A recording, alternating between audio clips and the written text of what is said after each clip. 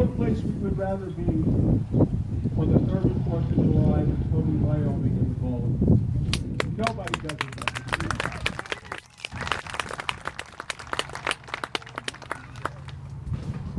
I was here on Memorial Day. There was snow on the mountains. It was raining like the Dickens, and fortunately there were fewer speakers on that day. Talked about Bobby's dad, Bob, who was World War II and Korea, so humble. It wasn't until after he had passed and I went through his discharge summary that I realized he had been awarded the Purple Heart. My dad, World War II, the Battle of the Bulge, guy that signed up 3 days after Pearl Harbor and stayed until it was over. That's the kind of commitment that we have among people all across this country to this great nation and why we're all here today. Martin, thank you for putting this all together. Carol, thank you for your dedicated service over all of these years. You know, I don't know if you saw the Cody Enterprise that came out yesterday. It's dated July 5th already. That's an astonishing thing. The newspaper, it's already dated the 5th. And it says Senator Al Simpson to be awarded the Presidential Medal of Honor. Al's often here with us. And he's getting it for years and years of service to this community, to the people of Wyoming, the people of America. It is well deserved. And people say that this senator never has anything good to say about the current occupant of the White House. Well, I think it's really good that Al Simpson's getting a presidential medal.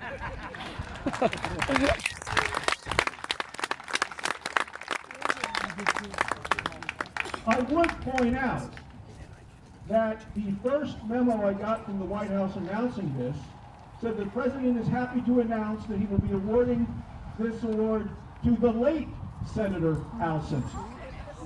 I think they meant former Senator Al Simpson. Said it twice.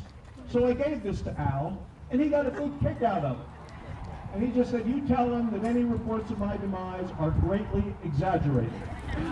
The reason I like to be here every 4th of July is because it reminds me of Abraham Lincoln's 4th of July speech, the shortest speech he ever gave. It was 4th of July, his first year at the White House, 1861.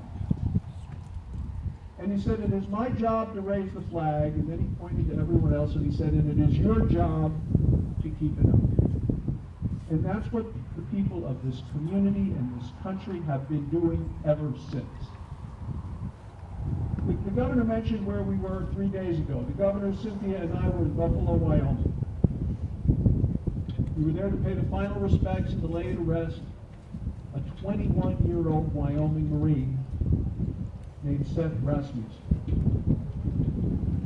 Seth finished school in high school early so that he could be ready to sign up and join the Marines on his 18th birthday, which he did.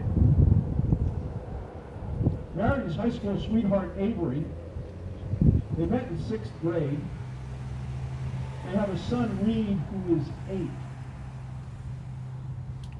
And Seth was one of the 5 Marines who lost their life a couple of weeks ago with an Osprey helicopter accident. We have all, on that day, lost a friend, lost a brother, lost a son. And as you can imagine, the people of Wyoming turned out. They turned out in Buffalo on the streets when his body was brought home, with flags waving and the hand on the heart.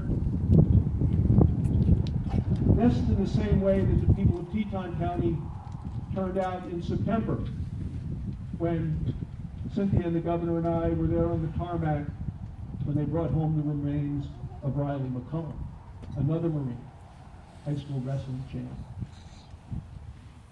That's the way people of Wyoming feel about our freedoms and those who are there every day making sure we remain strong and safe and free.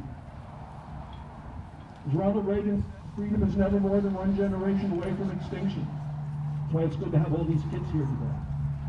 So it's not something inherited, brought down in the bloodstream. It's something that has to be fought for, protected, defended, and then handed down to the next generation to do the same.